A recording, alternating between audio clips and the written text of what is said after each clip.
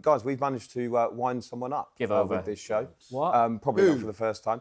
talkSPORT's chief live football anchor, Adrian Durham, who's come for us on the talkSPORT podcast, Fiery Fridays. Here's what he had to say after last week's Inside The Toon about Newcastle's Nick Woltemade.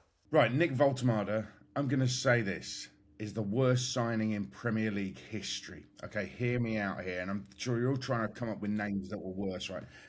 And listen, it actually isn't against him. It's nothing personal, okay? He might be the loveliest fella. I hear he's a very good teammate, one of those, you know, that you need around the dressing room.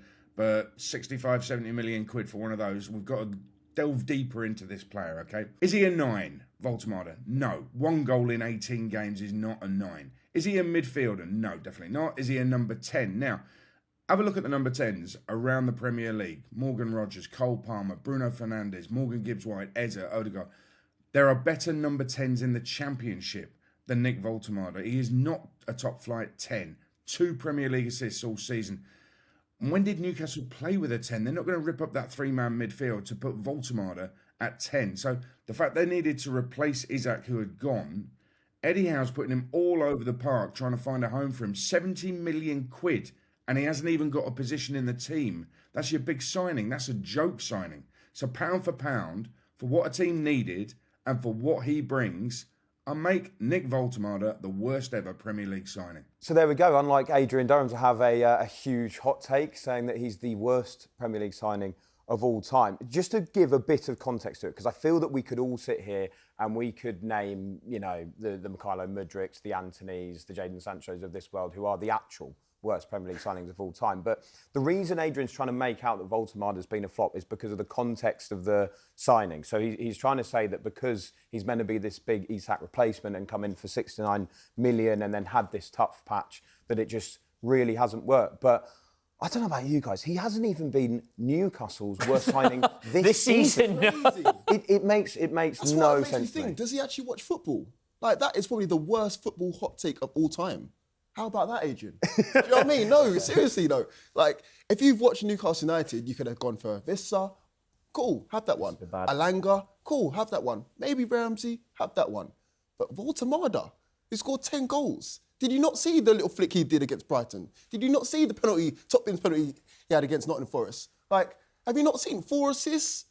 And his goals are similar to Sesko, similar to João Pedro, even quite similar to Ekatike. So how could you say the worst, not even the worst of the season, of all time, absolute stinker? He also says that Voltemade is a decent player, but it's the fact that he hasn't worked in an Eddie Howe team. And he's saying that, look, there's been a purple patch at the start of the season where he has scored those 8 goals and scored against Aston Villa. But the fact that Eddie Howe has been moving him around so much, etc., means that it's a signing that completely hasn't worked, and that's the reason why it's been so poor. I think it's absolutely fair to say that, like, Newcastle have struggled to integrate Nick Voltemade into the side. Like, the first one of these I was ever on, I was like, oh, Nick Voltemade represented a really exciting prospect for Newcastle to go and get, because he really did give the team a chance to evolve past Isak. He was not going to be an Alexander Isak direct replacement because he does not press the same way. He's not as natural a finisher. He's not there to get 2 or 3 touches in a game and go home with a match ball. You know what I mean? That's not his job. He allows you to control games better, which is what this Newcastle side desperately want to do. And it's not massively worked. There's been very few games this season where you've gone, that game plan's worked perfectly, and Nick Voltemade has been at the very centre of that. But I think individually, in amongst that not working as a system thing, a lot of his individual performances have been really, really good. He had people calling it a purple patch with goals at the start of the season. Great. A purple patch for goals is not a criticism. That's a good run of form he was on. Yeah. And the goals have dried up a little bit since, but he's played deeper. His link-up play's been better. If I'm a manager of a football side, or even a director of football, I'm looking at that transfer this season and going, okay, we did buy somebody really good. We've got somebody who, when the situation is right and when we play it with strengths, is capable of offering us something absolutely brilliant. Hasn't happened anywhere near as much as we would like, but clearly the talent is there. And if we can develop that a little bit more next year, we can enhance the system. We can maybe bring in 1 or 2 other players that suit doing what he's doing more than what we're currently doing. Great. Like, you can't say anything's the worst anything. How many Premier League games has he played? 27 this season. He's missed 4 or 5 of them. So he's 20-odd games into his Premier League career.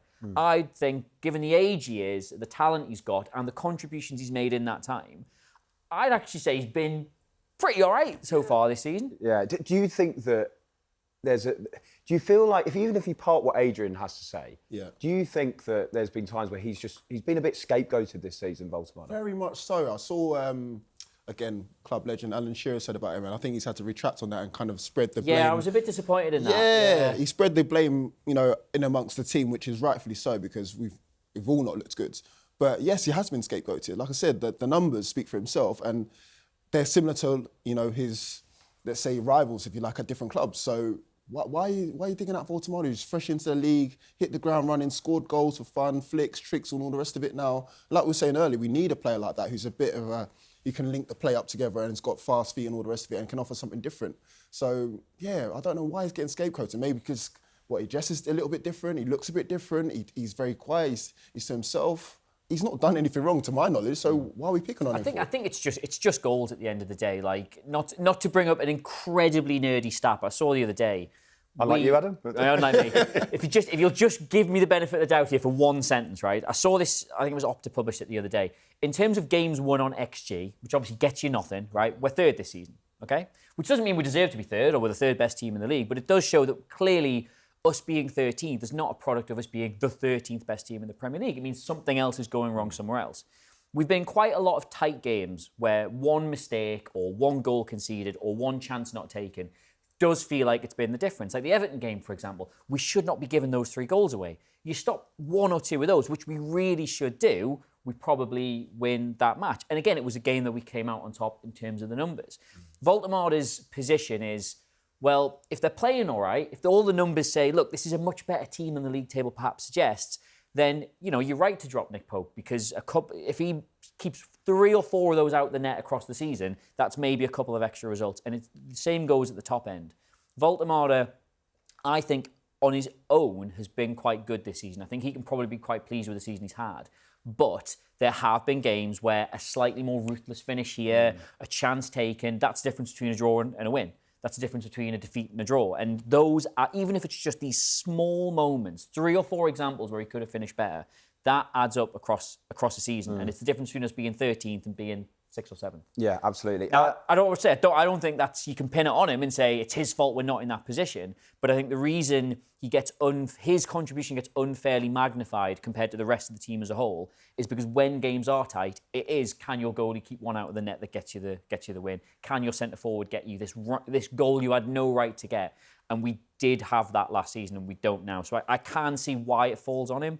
But on an individual basis, I think he's done a lot right this season. Going to have to get Adrian on, aren't we? That'll be a very spicy Inside The Toon. Defend yourself, Adrian. Defend yourself.